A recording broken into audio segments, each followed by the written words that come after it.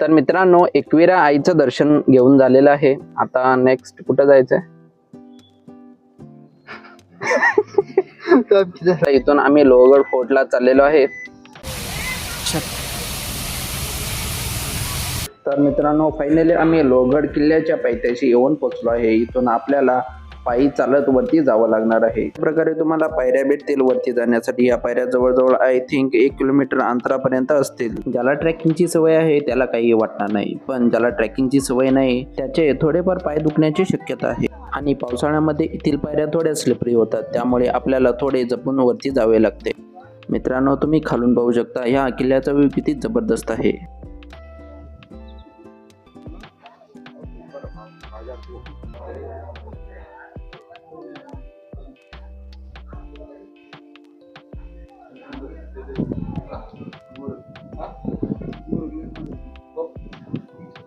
त्यानंतर इथे तुम्ही तोफ पाहू शकता ह्या किल्ल्यावर असणारे. ह्या खिंडीतून पाहू शकता किती मस्त व्ह्यू दिसत आहे. खाली काय रे तिथं?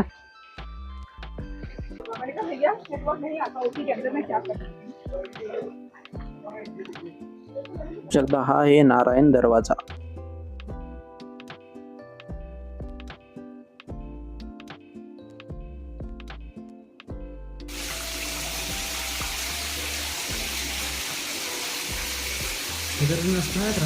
पहिला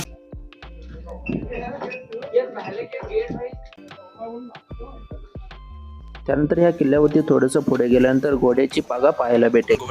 त्यानंतर इथे तुम्ही पाहू शकता घोड्याची पागा. इथे घोडे राहण्याची व्यवस्था केली जायची. मित्रांनो, ही घोड्याची पागा थोडी भयानक टाईप आहे, त्यामुळे इथे कोण येत नव्हतं.